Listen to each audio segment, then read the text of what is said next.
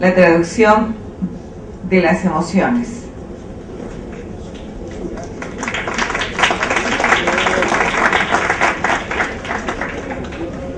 Muchas gracias. No sé si esperamos un momento o no esperamos ningún momento.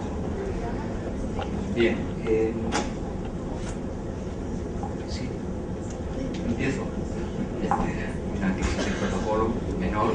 En todo caso, quiero saludar a todo el mundo, darles los buenos días y saludar especialmente a los estudiantes y a mis compañeros y amigos conferencistas, como dicen ustedes, donde nosotros diríamos conferenciantes.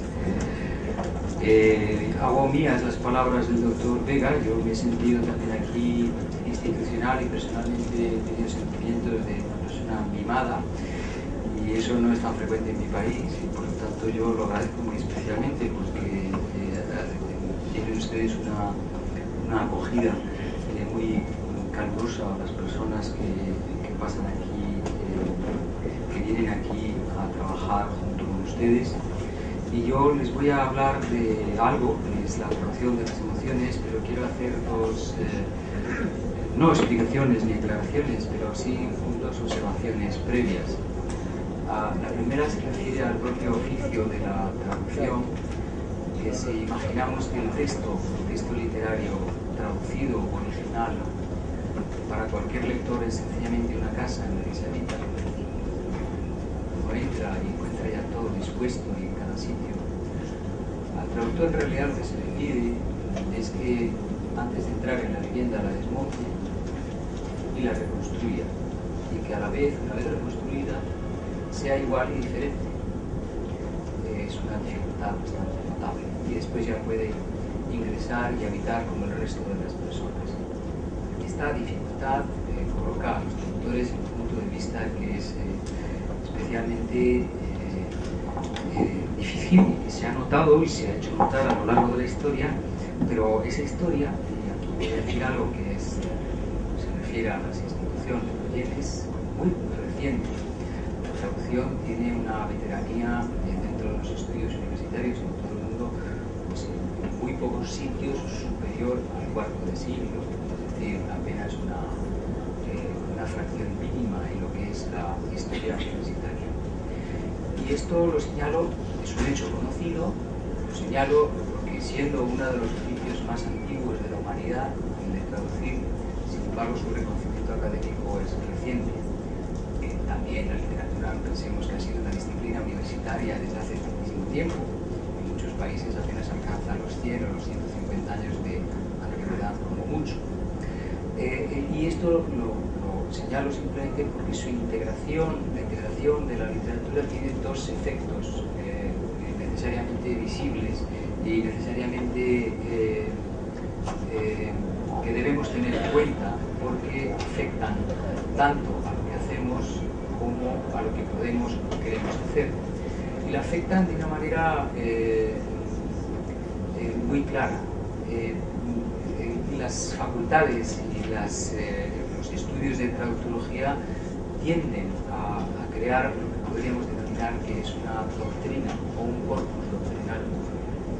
Y por lo tanto estamos perdiendo algo que hace unos años era muy común, y es que al no haber esa arquitectura que podríamos denominar de un cuerpo doctrinal, no había por lo menos unas normas fundamentales de la disciplina, que ahora vemos que ya están cristalizando en formas diferentes de historia, de tratados, etc. Pues está perdiendo algo que a mi juicio era muy importante, y es que hace 25 años o hace 30 años se podían decir a lo mejor cosas más originales sobre traducción y traductología que en estos momentos, cuando ya el edificio teórico de la traductología pues lo podemos reconocer y vemos ya que tiene unas limitaciones, unas posibilidades y unas pautas. De manera que con esta pequeña introducción yo lo que quiero señalar, y voy a procurar ser todo lo breve que pueda, lo que quiero señalar es, en primer lugar, que la traducción de las emociones pues a lo mejor no figura dentro de lo que es el escaparate habitual o los puntos de interés habituales para unas personas que estén dedicadas dedicadas al estudio de las emociones. Y por lo tanto, yo creo que mi ponencia cae dentro del epígrafe general del simposio, que si se han fijado es entre enigmas y certezas, cae claramente en la primera parte de traducción, es decir, está dentro de los enigmas de la traducción.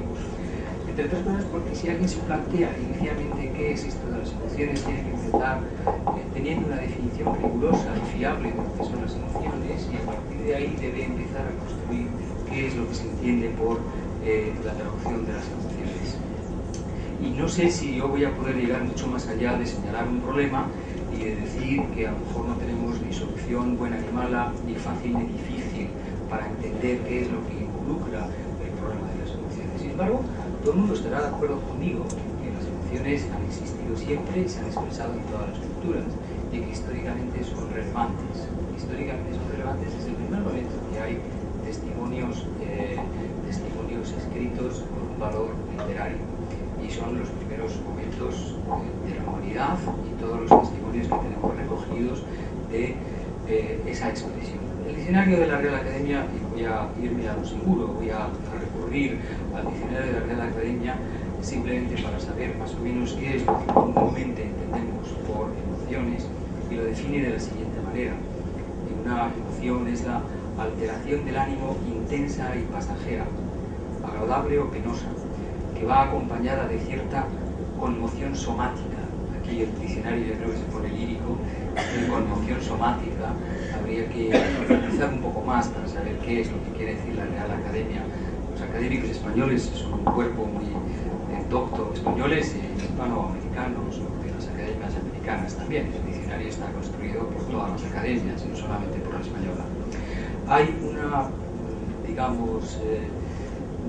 un elemento que se integra dentro de las emociones, que podría ser el sentimiento, y el sentimiento, voy a traer solamente dos de las acepciones que recoge el diccionario de la Real Academia.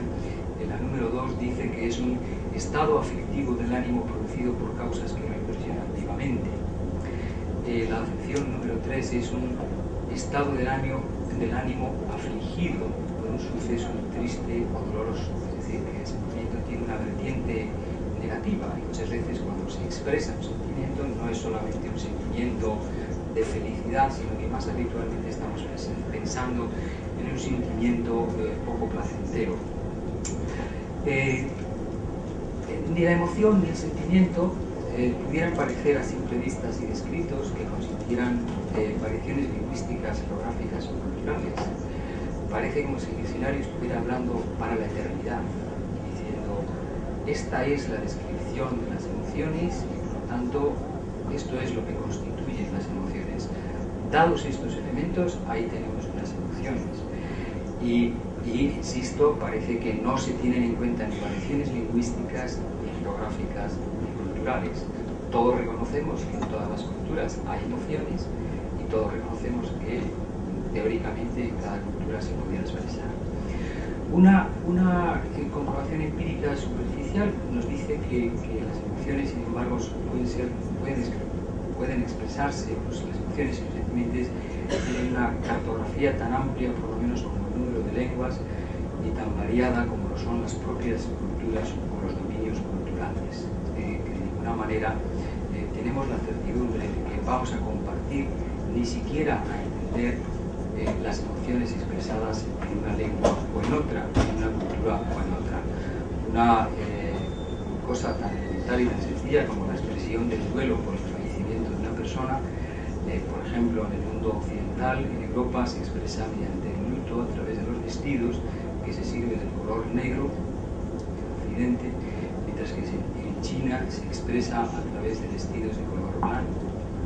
En ello supongo que cada cultura habrá elegido un color diferente para expresar tal o cual emoción.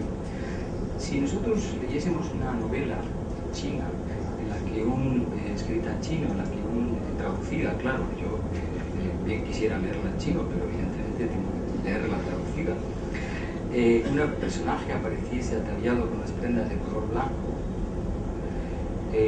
si no hubiera otra información adicional, yo no sabría interpretar cuál es el estado emocional preciso de esa persona que ha querido transmitir el redactor, el escritor. Sí, me perdería algo que, sin embargo, obviamente es no solamente relevante, sino que para entender las circunstancias de ese personaje basta que el escritor lo haya escrito, lo haya puesto en la página para que entendamos que alguna relevancia significativa debe querer tener. En lengua española, voy a poner un ejemplo para que veamos algo de lo que a mí me interesa en la relación con las emociones. Por ejemplo, hay una expresión